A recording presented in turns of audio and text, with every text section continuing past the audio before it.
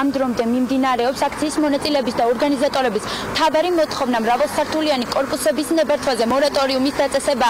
ორგანიზატორები არასამთავრობო ორგანიზაცია სამართალდამცველთა რეფორმირების ცენტრი და მონიტორინგის ცენტრი მედიატორი არიან. აქ ადგილზე ორგანიზატორებს ასევე თბილისის უბნების რიგითი მაცხოვრებლები შემოუერთდნენ. ერთ-ერთი მათგანის განმარტებით პრობლემები საკმაოდ მასშტაბურია, მათ შორის სიღმის მასივში ეგრეთ წოდებული მწვანე სკოლის ტერიტორიაზე ამ დროისთვის მრავალსართულიანი კორპუსის აშენება იგეგმება. ნინო, შენ როგორც უკვე მკითხე, ამ დროისთვის დავით ნარმანიას ფიტული უკვე ქვიშაში არის ჩარგული, როგორც აქციის ორგანიზატორები განმარტავენ, მაშინ როდესაც ქართული ოცნება ხელისუფლებაში მოდიოდა, ისინი განმარტავდნენ, რომ ქალაქი გავდა ეგრეთ წოდებულ ბეტონის ჯუნგლებად იყო ქცეული და მათი მთავარი მოთხოვნაა, რომ მათ ეს პროცესი არ გააგრძელონ და მოხდეს აღკვეთა და თბილისისთვის ძველი იერსახის დაბრუნება.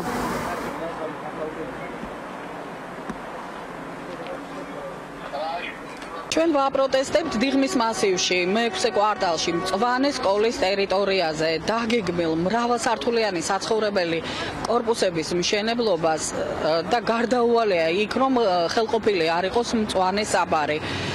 ამასთანავე არის ძალიან საზიანო, საშიში და დამანგრეველი მოსახლეობისათვის ეს.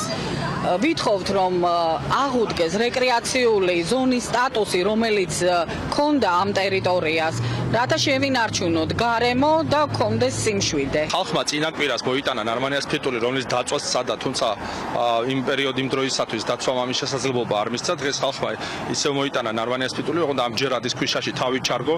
ეს არის მესიჯი ნარმანიას და მერიის მისამართით, რომ მერია და ნარმანია დღეს იმყოფება სირაკლემას პოზიციაში.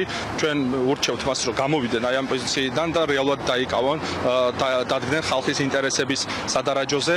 აქ შეკრებილი არ არის მხოლოდ ერთი უბნის მოსახლეობა, აქ შეკრებილი არის სხვადასხვა უბნიდან. მე მაგალითად შემიძლია ჩამოგითვალოთ, აქ საბურთალოს ქუჩის მოსახლეობა არის, რომელიც აპროტესტებს, რომ ზედ სასაფლაოზე, ზედ ძვლებზე აპირებენ კორპუსის აშენებას. აქ არის გლდანის მოსახლეობა, რომლებიც აპროტესტებს, რომ გლდანში სტადიონის ტერიტორიაზე აპირებენ კორპუსის აშენებას. აქ არის დიღმის მასივის მოსახლეობა და ჩვენ ძალიან კარგად ვიცით, რომ დიღმის მასივი ერთ-ერთი ყველაზე კარგად გამწვანებული ტერიტორიაა თბილისში და იქ 100-მდე ხის გაჩეხვას აპირებენ, რომ კორპუსი ჩაიდგას. სწორედ ეგ არის მერის სირაკლემას პოზიცია. როგორც კი ხელისუფლებაში მოვიდნენ, მადლ გაეზარდათ მთავრობის წევრებს და ყველამ ძალიან კარგად ვიცით მაღალი პოლიტიკური თანამდებობის პირების მშენებლობები, იგივე კალაძის შენობა, იგივე ხაბარელის შენობა, ყემალაძეების მშენებლობა და ჯაბასამუშიას მე მგონი თბილისში კორპუსი არ აშენებულა, რომ სადღაც თავისი, ასე ვთქვათ, ბუდი არ კონდეს გაკეთებული.